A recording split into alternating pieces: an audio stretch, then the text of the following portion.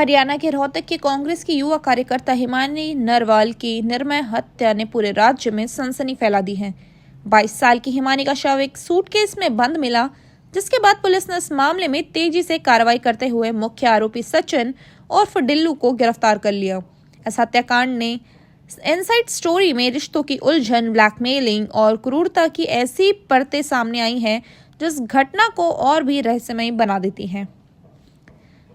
Police जांच के अनुसार यह सनसनीखेज वारदात 27 फरवरी 2025 की रात से शुरू हुई। सचिन, जो झज्जर जिले के खैरपुर गांव का रहने वाला है और वह एक मोबाइल की दुकान चलाता है, हिमानी के घर रोहतक के विजयनगर में पहुंचा। दोनों की मुलाकात पहले से होती रहती थी और सचिन पिछले कई महीनों से हिमानी के घर आता जाता रहता था। पुलिस के मुताबिक सचिन ने 27 फरवरी की रात हिमानी के साथ बिताई। अगले दिन सुबह 28 फरवरी को दोनों के बीच किसी बात को लेकर तीखी बहस हुई। यह बहस इतनी बढ़ गई कि सचिन ने गुस्से में आकर हिमानी के हाथ उसके दुपट्टे से बांध दिए और मोबाइल चार्जर की केबल से उसका गला घोट दिया। हिमानी की मौके पर ही मौत हो गई। हत्या के बाद सचिन ने सबूत मिटाने की कोशिश की। उसने हिमानी के शव को एक चादर में लपेटा और फिर उसे एक काले सूटकेस में ठूस दिया। इसके बाद उसने हिमानी के घर से कीमती सामान जैसे मोबाइल फोन, लैपटॉप और ज्वेलरी चुराई और हिमानी की स्कूटी पर सवार होकर अपने झज्जर स्थित दुकान पर पहुंचा, जहां उसने चुराया हुआ सामान छिपा दिया। इस हत्याकांड का सबसे बड़ा सबूत एक सीसीटीवी फुटेज बना जो 28 फरवरी का है। इसमें सचिन एक सुनसान सड़क पर सूटकेस को घसीटते हुए नजर आ रहा है। पुलिस ने इस फुटेज को स्थापित किया और इसके आधार पर सचिन की गतिविधियों का पता लगाया। हिमानी का शव 1 मार्च को रोहतक के पास सापला बस स्टैंड के पास एक सूटकेस में मिला, जिसके बाद मामले ने तूल पकड़ा। शव की हालत देखकर हर कोई सन्न रह गया। गले में दुपट्टा लिपटा हुआ था, हाथों पर मेहंदी लगी हुई थी और नाक से खून बह रहा था। पुलिस ने सचिन को 2 मार्च की रात दिल्ली के मुंडका इलाके से गिरफ्तार किया। पूछताछ में सचिन ने अपनी गुनाह कबूल कर लिया और हत्या की वजह बताई। उसने दावा किया कि हिमानी उसे ब्लैकमेल कर रही थी। सचिन के मुताबिक दोनों के बीच रिश्ता था और हिमानी उससे बार बार पैसे की मांग करती थी। उसने कई बार हिमानी को पैसे दिए, लेकिन उसकी डिमांड बढ़ती जा रही थी। सचिन ने कहा कि क्या वह ब्लैकमेलिंग से तंग आ चुका था और इसी गुस्से में उसने हिमानी की हत्या कर दी। हालांकि पुलिस इस दावे की गहराई से जांच कर रही है ताकि सच का पता लगाया जा सके।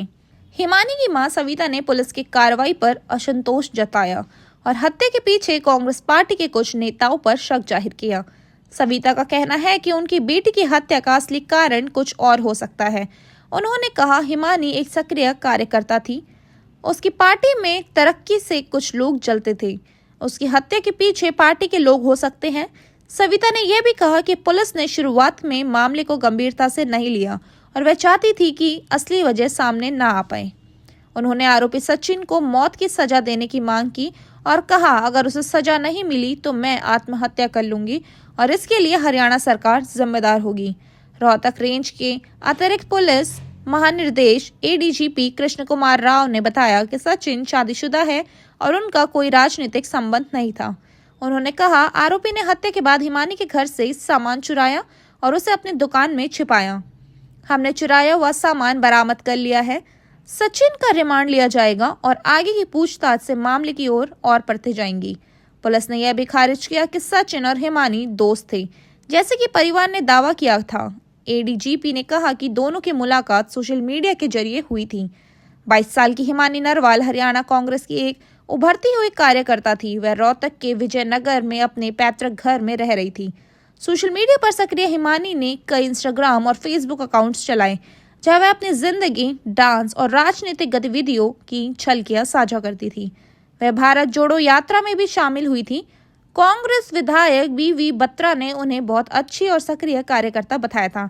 हिमानी ने निसान, हुंडई और महिंद्रा जैसी कंपनियों के साथ काम करने का दावा किया था और हाल ही में वह ओमनी ग्लोब इंटरनेशनल में नौकरी कर रही थी। इस हत्याकांड ने राजनीतिक इलाकों में भी हलचल मचा दी है। पूर्व मुख्यमंत्री भूपेंद्र सिंह हुड्डा ने रोहतक के पुलिस अधीक्षक और जांच के बारे में बात की थी। वहीं कुछ कांग्रेस नेताओं ने इसे सुरक्षा व्यवस्था पर सवाल उठाने का मौका बनाया। दूसरी ओर बीजेपी ने इस मामले को कांग्रेस की आंतरिक कलह से जोड़ा। हिमानी नरवाल हत्याकांड के कई सवाल खड़े कर दिए। यह सचमुच ब्लैकमेलिंग का नतीजा था या इसके पीछे कई बड़ी साजिश थी? पुलिस की जांच और सचिन की पूछताछ से यह एक नए राज खुलेंगे। फिलहाल हिमानी की मौत ने उनके परिवार को सदमे में डाल दिया और समाज में महिलाओं की सुरक्षा पर एक बड़ी बात और बहस छेड़ दी है।